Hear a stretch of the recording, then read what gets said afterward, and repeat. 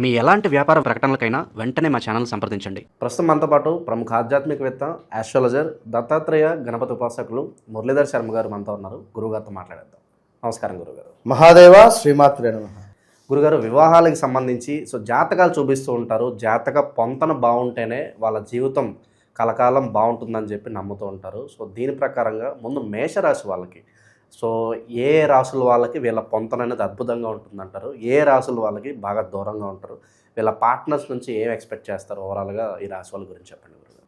చాలా అవసరం ఉన్నటువంటి ప్రశ్న. ఎందుకంటే గడిచినటువంటి రోజులలో చూసుకుంటే ఎక్కువ మందికి కూడా వివాహాలు జరిగి మనకు సుమారుగా డివోర్స్ దాకా వెళ్ళడాలు కావచ్చును. అదేవిధంగా మా భార్య నాతో సరిగ్గా మాట్లాడటం లేదు, ఉండటం లేదు అనేటువంటి పరిస్థితి కానీ, లేదా ఇల్లీగల్ అఫైర్స్ పెట్టుకున్నారు అనేటువంటి భావన కానీ, లేదా ఇలాంటి కాల్స్ అంటే మేము వివాహం అయితే జరిగింది కానీ మేము సంసారం అయితే చేయటం లేదు, నేను వేరే వాళ్ళతో లైక్ పిల్లలను కన్నాను, మరి నాకు వారితో ఉండబుద్ధి అవుతుంది, వీరితో ఉండబుద్ధి కావటం లేదు, ఈయన నాతో సరిగా ఉండటం లేదు. ఎన్ని మాటలు వినకూడదో అన్ని మాటలు నిజంగా వినాల్సి వస్తుంది. మన ఆఫీస్కి కూడా ఎన్ని కాల్స్, అసలు ఈ వ్యక్తిని ఇష్టపడ్డాను, ఈ వ్యక్తికి సంబంధించి ఈ వ్యక్తి వేరే వాళ్ళను ఇష్టపడుతున్నాడేమో అని నాకు డౌట్గా ఉంది అనేటువంటి ఆలోచన కానీ, అంటే అది డౌటా లేదా ఈమె లోపల ఉన్నటువంటి ఒక అనుమానమా అనేది కూడా ఒకసారి మనం చూసుకోవాల్సింది.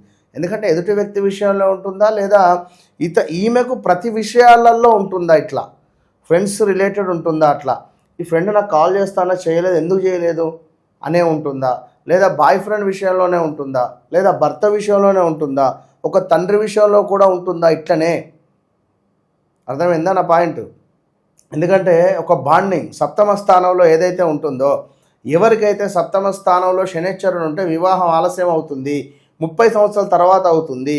ఒకవేళ కనుక అక్కడ కుజుడు కనుక సప్తమ స్థానంలో ఉన్నట్టయితే మనకు కొంత ఇబ్బంది కలిగించే పరిస్థితులు ఉంటాయి. ఒకవేళ సప్తమాధిపతి కనుక అష్టమంలో ఉన్నట్టయితే, ఇప్పుడు లైక్ వీరిది ఒక తులా లగ్నం అయిందనుకోండి, వీరి జాతకరీత్యా సప్తమాధిపతి వచ్చేసి మేషం అవుతుంది. మరి మేషానికి సంబంధించినటువంటి అధిపతి కుజుడు, మరి ఈ కుజుడు కాస్త వెళ్ళి మనకు వృషభంలో ఉన్నట్టయితే రాబోయే భార్య కానీ భర్త కానీ వారికి సంబంధించినటువంటి ఎనర్జీ అనేటువంటిది వీరికి పూర్తిగా అందదు. ఒకవేళ జాతకరీత్యా శుక్రుడు శని కానీ శుక్రుడు రాహు కానీ 12వ భావంలో కలిసి ఉన్నట్టయితే భర్తకైనా భార్యకైనా కూడా సెక్స్ పరమైనటువంటి కోరికలు చాలా తక్కువ ఉంటాయి. ఒక నపుంసకుడు అని అనుకోవచ్చును. శుక్ర రాహువుల కలయిక కొన్ని స్థానాలలో ఉన్నట్టయితే, లగ్నం తులాలగ్నమై 12లో శుక్రుడు రాహు కలిసి ఉన్నట్టయితే,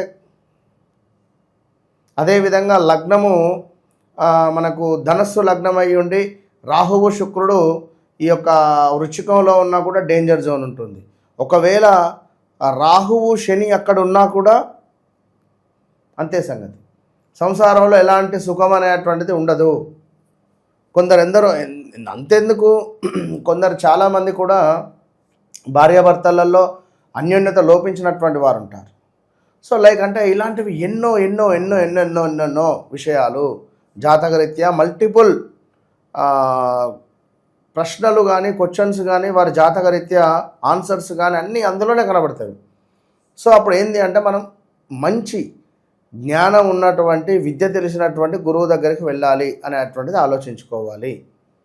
ఈ పాయింట్ అంతా ఏంది, ఇప్పుడు మనం చెప్పేది మేషరాశి. మేషరాశి వారికి ఏ జాతకంలో ఎవరిని వివాహం చేసుకుంటే బాగుంటుంది. ఇక్కడ మేషరాశి అనగానే అగ్నితత్వము మనకు, అంటే కొందరు ఫైర్ బ్రాండ్ ఉంటారు.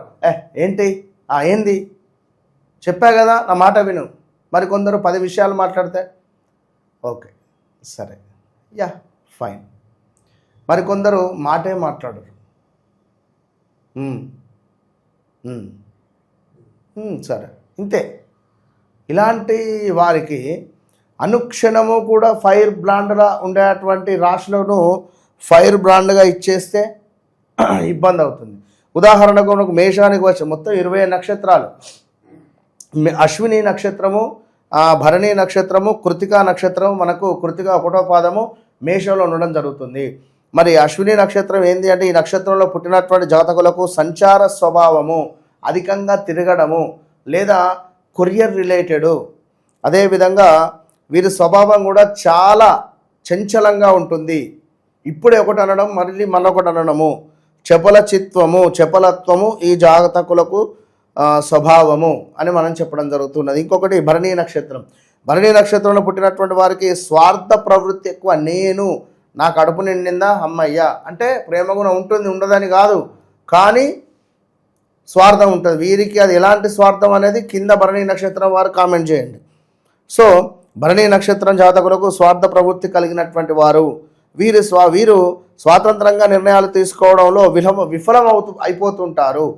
ఈ విఫలమయ్యే సందర్భాలలో భార్య ఎక్కిరిస్తుంది. నా మాట విన్నావా, వినలే కదా అంటే వేస్తాడు ఒకటి. ఇలాంటి సిచ్యువేషన్స్ ఉంటాయి. కాబట్టి ఎల్లప్పుడూ ఇతరులపై ఆధారపడి ఇతరుల నిర్ణయాలను తమ నిర్ణయాలుగా భావిస్తుంటారు భరణీ నక్షత్రం వారు. నెక్స్ట్ కృతికా నక్షత్రం. కృతికా నక్షత్రంలో పుట్టినటువంటి వారు అమితమైనటువంటి సాహసాన్ని ప్రదర్శిస్తూ ఉంటారు. ఇతరుల పట్ల ఇతరుల వస్తువులు తమవిగా ఆకర్షించుకుంటారు. ముఖ్యంగా వీరు అహంకార స్వభావులై ఉంటారు. ఈ జాతకులు నిప్పు, వాహనాలు, ఆయుధాలు అంటే ఎక్కువ భయపడుతుంటారు అని మనకు చెప్పడం జరుగుతుంది. అంటే మనకు అశ్విని, భరణి, కృతికా నక్షత్రం ఒకటో పాదము. ఇక్కడ ఎటు దిక్కు చూసుకున్నా కూడా మరి వీరికి వివాహము జరగాలి అని అనుకుంటే మాత్రము మళ్ళీ ఫైర్ రిలేటెడ్ చేయకూడదు. సింహరాశి వారికి మరి ఇక్కడ మళ్ళీ మేష లగ్నం కూడా తీసుకోవాలి మనం. మేషము అనగానే పప్పులో కాలేసినట్టే, లగ్నం అనేటువంటిది ఇంపార్టెంటు. మేష లగ్నానికి సంబంధించినటువంటి వారు ఖచ్చితంగా కూడా కన్యా లగ్నానికి మేష లగ్నం వారు మనకు వృశ్చిక లగ్నానికి సంబంధించి కానీ, అదేవిధంగా కన్యా లగ్నానికి సంబంధించింది కన్యా లగ్నం పడ్డటువంటి వారిని కానీ, వృశ్చిక లగ్నం పడ్డటువంటి వారిని కానీ ఒకవేళ వీరిని వివాహం చేసుకోకూడదు. ఖచ్చితంగా అర్థం చేసుకోండి ఈ పాయింట్ మాత్రం. సో మేషరాశి వారు సింహరాశి వారిని చేసుకోకూడదు. అది ఫైరే, ఇది ఫైరే. ధనస్సు రాశిని చేసుకోకూడదు. చాలా జాగ్రత్తగా ఉండండి. మకరం ఆల్సో. ఇక మిగతావి కొంత పర్వాలేదు అంతే. సో ఓవరాల్గా మేషరాశి వారు 2026లో అసలు వాస్తవానికి 2024 ఆగస్టు నుంచి వీరికి వివాహానికి సంబంధించినటువంటి బలం ప్రారంభమయ్యింది.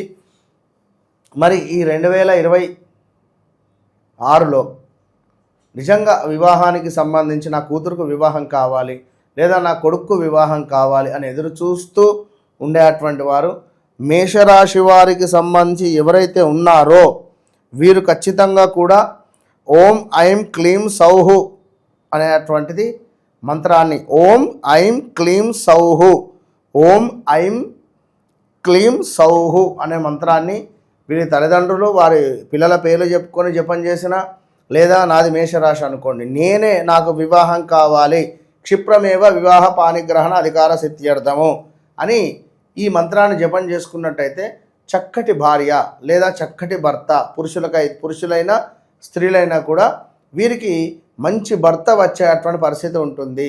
అదేవిధంగా వీరు ఎంత ఈశ్వరునికి అయితే అభిషేకం చేస్తారో, ఎంత అమ్మవారికి వీరు పుష్పాలను సమర్పిస్తారో, ఎంత అద్భుతంగానైతే వీరు అమ్మవారి యొక్క సేవలో తరిస్తారో, అంతటి అద్భుతమైనటువంటి అమ్మవారు కలిగినటువంటి స్వభావం కలిగినటువంటి చక్కని ఉత్తమురాలు వీరికి భార్యగా లభిస్తుంది. అదేవిధంగా చక్కటి ఉత్తముడైనటువంటి భర్త కూడా స్త్రీలకు లభించేటువంటి పరిస్థితి ఉంటుంది. కనుక ఎవరైతే మేషరాశి వారు ఉన్నారో స్త్రీలు కానీ పురుషులు కానీ ఇదంతా కూడా మనం చెప్పేటువంటిది కేవలము గోచార రీత్యా మనం చూసి చెబుతూ ఉన్నాము. ఇక్కడ మనం చెప్పినాము మీ లగ్నం చూసుకోండి, ఎందుకంటే గణాలు కలుస్తవి. ఇప్పుడు మేషరాశి వారికి భరణి నక్షత్రం తీసుకుందాం. వీరికి ఉదాహరణకు మకా నక్షత్రము సింహరాశిది, గణాలు కలుస్తవి. అదేవిధంగా తారాబలం బాగా ఉంటుంది, అంతా బాగా ఉంటుంది. కానీ గాత నక్షత్రం అనుక్షణము ఇద్దరికి ఎట్లా అంటే రెండు నాగంపావులాగా బుసలు కొట్టే పరిస్థితే ఉంటుంది. ఇక్కడ నాగంపాము ముంగిస కంటే రెండు నాగంపాములు బుసగొట్టుకుంటావి, కానీ ఏం జరగవు. అసలు విడాకులు కూడా జరిగే ఛాన్సెస్ ఉంటుంది. విడాకుల దాకా వెళ్ళిపోతారు కానీ విడాకులు చేసుకోరు. అదేదో తెలియదు. చాలా డిస్టర్బెన్సెస్ ఉంటాయి. ఒక కూతురు కానీ ఒక కొడుకు కానీ పుట్టే వరకు వీరి లైఫ్ అనేటువంటిది చేంజ్ కాదు. ఇన్ కేస్ వివాహం జరిగి ఆ వివాహం కూడా వీరు వివాహం ముందు వివాహం తర్వాత వీరి జీవితం అనేది ఉంటుంది. ఇది క్యాచ్ మై పాయింట్, ఖచ్చితంగా రాసి పెట్టుకోండి. మేషరాశి వారు అంటేనే అసలు తగ్గేది లే అనేటువంటి వారు. 1,00,000 రూపాయలు అప్పు చేశారనుకోండి, వాడు ఇన్ కేస్ వీళ్ళు ఇంటికి వచ్చినా ఏమైనా మెసేజ్ చేసినా మళ్ళొక దగ్గర నుంచి అప్పు తీసుకొచ్చి పారేస్తారు. అంతేగాని వీరి క్యారెక్టర్ని అయితే మార్చుకోలేరు. బిహేవియర్ అంటే నేను రిచ్గా ఉండాలి అనేటువంటి ఆ భావన ఏదైతే ఉందో ఎక్సలెంట్గా వీరిది. సో మళ్ళీ అంతటి రిచ్గా ఉండాలి అనుకునేటువంటిది ఏమిటి అంటే వారి జాతకంలో సప్తమ భావాన్ని చూడాలి. శుక్రుడు ఉన్నట్టయితే అధికంగా అత్తగారింట్లోనే ఉండడం జరుగుతుంది, అత్తగారు సొమ్ము తినడం ఉంటుంది, అత్తగారికి సంబంధించినటువంటి ఫంక్షన్స్లో అధికంగా పాల్గొనడం ఉంటుంది, అత్తగారికి సేవ చేసేటువంటి పరిస్థితి ఉంటుంది శుక్రుడు ఉంటే సప్తమ భావంలో ఎవరికైతే. సో ఇలాంటి బుధుడు ఉన్నట్టయితే, మరి బుధుడు శనితో కలిసి ఉన్నా మళ్ళీ బుధుడు కాస్త సరే ఒక్కొక్క రాశిలో ఒక్కొక్కటి చెప్తాను, అన్నీ ఇందులోనే చెప్తే మజా ఏముంటుంది కనుక. సో ఓవరాల్గా ఈ విధంగా మేషరాశి వారిది ఉంటుంది కనుక ఏది ఏమున్నా కూడా వ్యక్తిగత జాతకం అనేటువంటిది చాలా అల్టిమేట్. ఎందుకంటే అది మీరు అనేటువంటి ఒక వ్యక్తిని అక్కడ మనం వ్యక్తపరిచే పరిస్థితి. ఇప్పుడు ఒక మనిషి లోపల నచ్చేటువంటిది ఏమిటి? తన పేరే, అన్నిటికంటే తన పేరే తనకి ఇష్టం కనుక ఆ జాతకం అనేటువంటిది మీరు దానిని ఓపెన్ చేస్తే అసలు మీరు అంటే ఏంది అన్నది అర్థమవుతుంది. అక్కడ మీకు ఎప్పుడు వివాహం జరుగుతుంది, మీకు ఎప్పుడు సంతానం జరుగుతుంది, మీకు ఎప్పుడు ఉద్యోగానికి సంబంధించిన స్థిరత్వం ఉండబోతున్నది, మీకు ఎప్పుడు మనకు గృహయోగం ఉండబోతున్నది, ఎన్నో చెప్తున్నారు. మొన్న ఎవరు అన్నారు, గురుగారు మీ వీడియో బాగా వైరల్ అయింది, మీరు పలానా కుంభరాశి గురించి చెప్పారు, మరి నాది కుంభరాశి, నాకు గృహయోగం ఉందా అని అడిగారు. నేనేం చెప్పాలి? కుంభరాశి నీది అని నువ్వెట్లా ఫిక్స్ అయినావు? మీరు ఎట్లా ఫిక్స్ అయ్యారు? నా పేరు సంపత్ అంటే కుంభరాశిని ఒప్పుకుంటా, నీ డేట్ ఆఫ్ బర్త్ పుట్టే సమయం ఉన్నది, నాకు ఒకసారి పంపించాను. తను పంపాడు. పంపించిన తర్వాత మీనరాశి నక్షత్రము, చరణ్ తన జన్మనామం, ఇట్టిరు పేరు పెద్దవారు, దానికి మనం ఏం చేస్తాం? సో 2022 ఆగస్టు నుంచి 2024 ఆగస్టు లోపు ఏమన్నా నీకు ఆరోగ్యానికి సంబంధించింది కానీ, ఉద్యోగానికి సంబంధించింది కానీ, హెల్త్ రిలేటెడ్ కానీ, మీ ఇంట్లో మీ నాన్న కానీ అమ్మ కానీ మరణించడం కానీ, స్థాన చలనాలు కానీ ఏమైనా జరిగినాయా అన్న? ఇవన్నీ జరిగినాయి అన్నాడు. మరి అద్భుతం ఉన్నది అంటున్నావు ఏంది అన్నా? అదే అద్భుతంగా ఉండబోతుంది అన్నావు రేపు అంటే ఇంకా లేదు, చాలా దరిద్రం. కుంభరాశి ఉన్నంత చాలా దరిద్రంలో ఏ రాశి లేదు. ఎవరేమనుకున్నా మంచిదే. కనుక ఎవరో చెప్పింది, సబ్జెక్ట్ లేని వాళ్ళు చెప్పింది మీరు నమ్మి మోసపోయి పప్పులో కాలు వేసి ఎక్కడో అమౌంట్ ఇన్వెస్ట్ చేయడమో, రేపు నాకు బాగా జరుగుతుందని ఎదురు చూస్తూ ఉండడమో తప్పు. కనుక ముందు మీరేంది అనేది మీరు తెలుసుకోవాలి కనుక అది గమనించుకోండి. All the best. ఓవరాల్గా మేషరాశి వాళ్ళు ఏ రాశి వాళ్ళకి దూరంగా ఉండాలి, ఎవరికి పొంతన అనేది బాగుంటుందో అద్భుతంగా వివరించారు. ధన్యవాదాలు.